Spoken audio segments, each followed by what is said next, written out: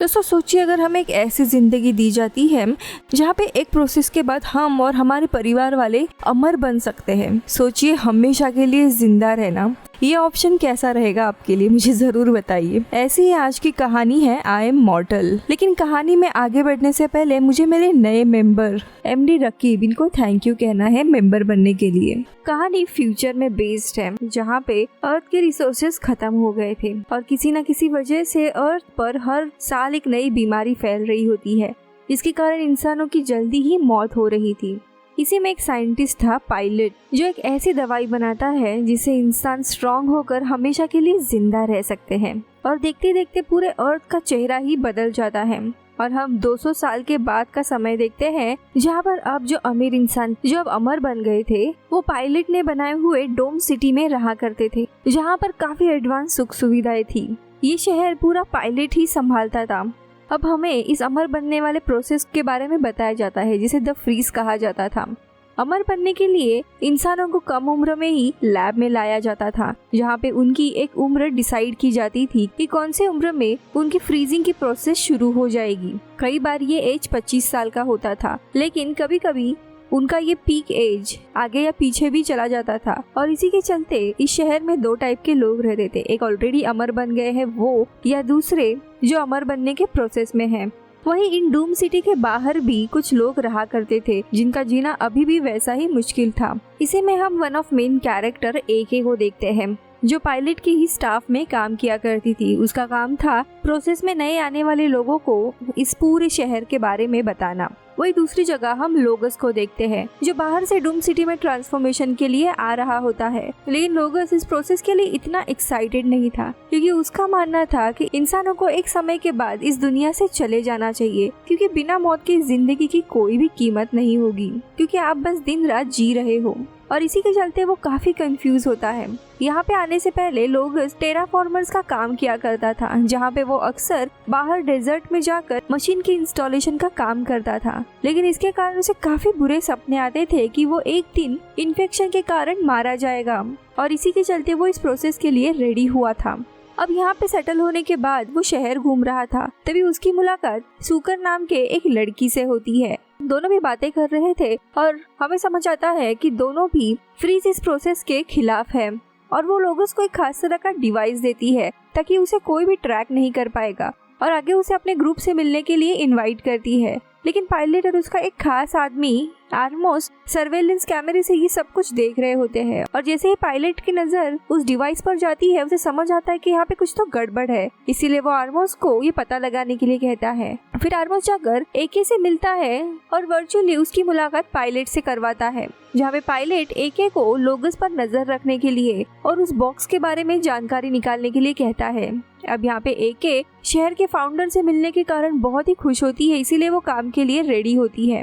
वही थोड़े समय के बाद हम लोगस को देखते हैं, जो अपने कमरे में था, और यहाँ पर वो डिवाइस ओपन करता है, जिससे उसे एक आवाज आती है, और वो आवाज लोगस को एक जगह आने के लिए कहती है। तो वही अगले दिन सुकर और लोगस फिर से मिलते हैं, लेकिन इस बार एके उन पर नजर रखी हुई थी और उनकी बातें सुन रही होती है। लेकिन सुकर को इसके बारे में पता चल जाता है और वो लोगस से रैंडमली बात करने लगती है, जैसे उसका स्कूल कैसे था, वो क्या काम करता था। इनकी बातें सुनकर एके को लगता है कि ये दोनों भी दोस्त, इसीलिए वो ज्यादा सस्पिशियस नहीं होती। अब सुकर जाने से पहले लोगस को एक चर्च में आने के लिए कहती है। तो यहाँ पे हम एके को देखते हैं, जो तुरंत पायलट को रिपोर्ट करके बताती है कि दोनों कोई भी सस्पिशियस एक्टिविटी नहीं कर रहे थे, लेकिन पायलट को इन पर पक्का डाउट होता है। जिसके बाद आर्मोस एके को पायलट के अतीत के बारे में थोड़ा बताता है, ताकि उसे इस केस में मदद हो। वो बताता है कि पहले पायलट हेलियस नाम के आदमी के साथ काम करता था। हेलियस इमॉर्टलिटी कोड को मिटाने के लिए एक वायरस क्रिएट करने वाला था, लेकिन जब पायलट को इसके बारे में पता चला तो पायलट ने उसकी मेमोरी मिटा दी थी और उसे जेल में डाल दिया था। लेकिन पायलट को अब यही डाउट है कि उसका कोड किसी ने चुरा लिया है और वो वैसा ही वायरस तैयार करने वाले हैं, और इसीलिए एके को उन पे नजर रखने के लिए कहा जाता है। तो यहाँ पे अगले दिन लोगस चर्च में जाता है, जहाँ पे उसे सुकर मिलती है, जो उसे सीक्रेटली उनके हेडक्वार्टर में लेकर आती है, जहाँ पे वो बाकी ग्रुप के मेंबर्स को मिलता है, जिनमें साइंटिस्ट मेड्रॉइड भी होती है। और यहाँ पे हमें पता चलता है कि फ्रीजिंग प्रोसेस के दौरान लोगों को एक मेडिसिन दी जाती है जिसका नाम मेंटेनेंस होता है। लेकिन इस मेडिसिन के कारण इंसान के इमोशंस पूरी तरीके से कम होते हैं, यानी कि इंसान किसी भी बात पे रिएक्ट नहीं कर सकता, उसे कोई भी चीज पसंद या नापसंद नहीं होती, ना ही किसी से वो लड़ने में इंटरेस्टेड होता है। यानी एक तरह से सारी पावर पायलट के पास ही होगी और वो लोगों को कैसे भी नचा सकता है अपने उंगलियों पर। लेकिन इन्हीं सब में एक एक्सेप्शन था, जो था लोगस, क्योंकि उसमें मेंटेनेंस की दवाई लेने के बावजूद कोई भी असर नहीं था। अब इनके हाइडआउट में डॉक्टर मेडरॉड को वहाँ पे डॉक्टर हीलिस की एक डायरी भी मिलती है जिसमें उन्होंने लिखा होता है कि इमॉर्टलिटी को कैसे रोका जा सकता है। इसका इस्तेमाल करके ये लोग वापस से वैसा कोड तैयार करने की कोशिश कर रहे थे ताकि इंसान वापस से इमॉर्टल हो सके। इस ग्रुप का एक ही मकसद था कि वो लोगों को पायलट की सच्चाई दिखाकर उनके इमोशंस वापस लाना चाहते थे। अब वहाँ से जाते वक्त वो ट्रेन में होता है और एके उसके पास आकर बैठती है। बातों ही बातों में इमॉर्टलिटी का सब्जेक्ट आ जाता है और लोगस एके से पूछता है कि क्या तुम्हें ये सब कुछ सही लगता है। लेकिन एके काफी अनकंफर्टेबल होती है क्योंकि उसके पास उसका कोई भी जवाब नहीं था और वो उठकर चली जाती है। दूसरी जगह पे हम पायलट को उसकी बेटी अमेंडा के साथ देखते हैं। वो दोनों भी चेस खेल रहे थे, तभी अमेंडा बातों ही बातों में डॉक्टर हीलिस के उसी इमॉर्टलिटी कोड के बारे में काफी चीजें पूछने लगती है। इस बात से पायलट थोड़ा हैरान हो जाता है क्योंकि उसे अब समझ आता है कि उसकी बेटी भी हमेशा अमर रहना नहीं चाहती। दूसरी जगह लोगस वापस से मरने की बात सोचकर बहुत ही ज्यादा परेशान होने लगता है। उसे समझ आता है ये डर भी उसी मेंटेनेंस की दवाई के कारण होगा, इसीलिए वो दवाई नहीं लेता। उसी दोपहर को कहीं जाते वक्त उसे वापस से एके मिलती है जो लोगस से वो दोस्ती करने का नाटक कर रही थी ताकि उसका असली मकसद पता कर ले। और बातों ही बातों में मेंटेनेंस की दवाई की बात छिड़ जाती है जहाँ पे लोगस उससे पूछता है कि क्या तुम मेंटेनेंस मेडिसिन लेती हो, लेकिन एके उसे कुछ भी नहीं बताती। लेकिन एके के मन में अब दुविधा आने लगती है कि क्या सच में वो सही काम कर रही है या नहीं। वही हाइडआउट में रिबेल ग्रुप को देखते हैं जो मेंटेनेंस का कोड बदलकर उसे इमॉर्टलिटी में कन्वर्ट करना चाहता था, लेकिन उसके लिए उन्हें कैपिटल बिल्डिंग के अंडरग्राउंड टनल का एक्सेस चाहिए होता है। लेकिन तभी लोगस को याद आता है इसका एक्सेस एके के पास होगा और इसीलिए वो उससे मिलने के लिए जाता है। तब एके एक टूर में होती है। अब थोड़े समय के बाद एके उससे मिलती है और तभी बातों ही बातों में लोगस उसे बताता है कि उसने आज की मेंटेनेंस पिल ली है और एके भी कुछ बताने वाली होती है। लेकिन तभी वहाँ पे दो लड़कियां आकर उसे बुलाती है और वो चली जाती है। अब यहाँ पे आर्मोस एके से पूछता है कि वो लोगस से क्या बात कर रही थी, लेकिन एके कश्मकश में होती है इसीलिए उसकी बात को घुमा देती है। पूरा दिन उसके दिमाग में लोगस की ही बातें चल रही थी और शाम को लोगस को मिलकर वो सारी हकीकत बताती है कि कैसे वो कश्मकश में है कि इमॉर्टलिटी सही है या नहीं। अब लोगस भी उसके ऊपर भरोसा करता है और उसे अपने ग्रुप से मिलवाता है। अब वहाँ आने के बाद एके को पहली बार समझ आता है कि इस पूरे ग्रुप को इमॉर्टलिटी का कोड ही डिस्ट्रॉय करना है। इस बात से थोड़ी वो डर जाती है और उसे मदद के लिए पूछा जाता है, लेकिन वो सोचने का थोड़ा समय मांगकर वहाँ से चली जाती है। वही दूसरी जगह अमेंडा अपने पिता यानी पायलट से पूछती है कि उसने अमर बनने का कोड आखिरकार क्यों बनाया।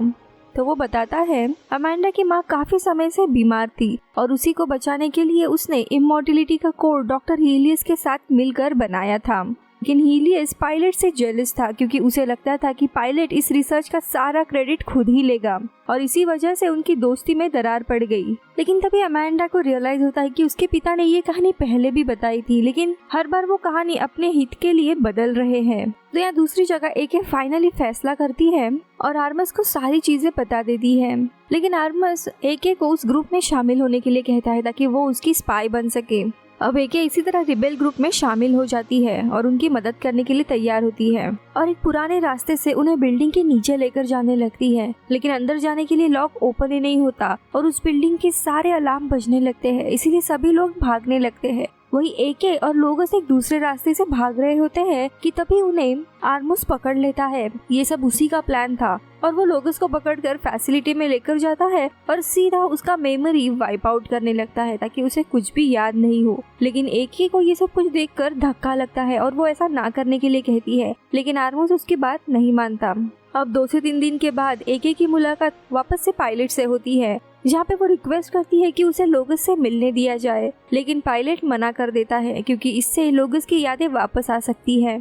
ऐसे ही अब कुछ दिन बीत जाते हैं। एके ने भी मेंटेनेंस पिल लेना बंद कर दिया था। उसे कुछ भी पता नहीं था कि लोगस अब कहाँ है। तो यहाँ दूसरी जगह हम लोगस को देखते हैं। उसे हाई मेंटेनेंस डोज देने के कारण वो बिना किसी फीलिंग के एक रोबोट की तरह जी रहा होता है। एक दिन एके के पास वही दो ट्विंस आकर लोगस का पता उसे दे देते हैं और तुरंत एके लोगस से मिलने जाती है, लेकिन लोगस उसे जरा भी पहचान नहीं पाता और उसे याद दिलाने के लिए एके उसे किस करती है, लेकिन लोगस बिना किसी इमोशंस के उसे इग्नोर करके निकल जाता है।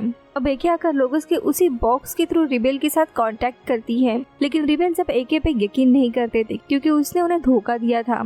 लेकिन फिर भी वो चर्च में सबसे मिलती है और बताती है कि वो मेंटेनेंस नहीं ले रही है और उनका भरोसा जीत जाती है। अब एके के साथ प्लान बनाकर रिबेल ग्रुप लोगस को किडनैप कर लेते हैं, जो अभी भी पायलट के ही फैसिलिटी में था, और उसके सारे डेटा को डिलीट कर देते हैं। इधर जैसे ही पायलट को इसके बारे में पता चलता है, वो आर्मस को इन सबके पीछे भेज देता है। तो यहाँ दूसरी जगह एके लोगस के साथ रहती थी और उसके साथ समय बिताने लगती है और पिछली सारी बातें याद दिलाने की कोशिश कर रही थी। इससे लोगस को धीरे धीरे अतीत की बातें याद आने लगती है और कुछ समय के बाद उसकी सारी मेमोरी वापस आ जाती है। तो वही रिबेल आर्मी भी अपने प्लान पे काम करने लगती है, लेकिन अब एके उस कैपिटल सिटी की मेंबर नहीं थी, तो वो उन ट्विंस की मदद से अंडरग्राउंड फैसिलिटी का एक्सेस गेन करती है और रिबेल ग्रुप वहां जाकर मेन कंप्यूटर के प्रोग्राम को चेंज करके ओवरराइट कर लेते हैं। लेकिन इधर आर्मस रिबेल आर्मी के हेडक्वार्टर को ढूंढ निकालता है, जहाँ पे उनको सिर्फ एक ही आदमी मिलता है, क्योंकि सारे रिबेल्स अब सिटी छोड़कर दूसरे माउंटेन के जगह पे रहने चले गए थे। उनको पता चलता है कि उनका वो आदमी जो पकड़ा गया है उसको मार दिया गया है। अब उनके कैंप में एक डिफ्यूजर होता है जिसको पहनने से इमॉर्टल से मॉर्टल बना जा सकता था। अब इन्हें कैसे भी अपने प्लान को कामयाब करना था, इसीलिए लोगस डिसाइड करता है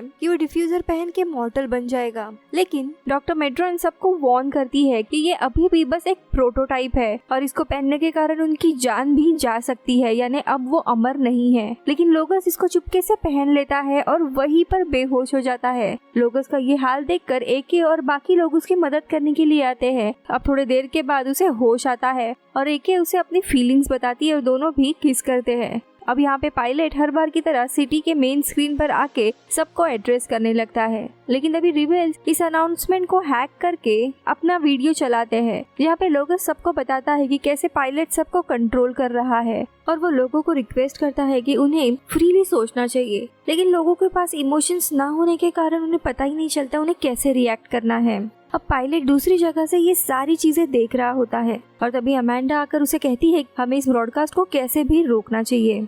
लेकिन पायलट कहता है कि लोगों में अभी भी इमोशंस नहीं है, तो उन्हें ये कुछ भी पल्ले नहीं पड़ेगा और सभी लोग ये चीजें भूल जाएंगे। यह आर्मरस भी उसे स्क्रीन को रोकने के लिए कहता है, लेकिन पायलट मना करता है। अब स्क्रीन पर एके भी आ जाती है और वो भी उस डिफ्यूजर को पहन लेती है और तुरंत वहाँ पे इमॉर्टल से मॉर्टल बन जाती है। वहीं पर वो बेहोश हो जाती है और उसे उठाने के लिए लोगस उसे किस करता है और इस फीलिंग और इस भावना को देखकर अब लोगों को भी लगने लगता है कि उनकी जिंदगी में कुछ तो मिसिंग है।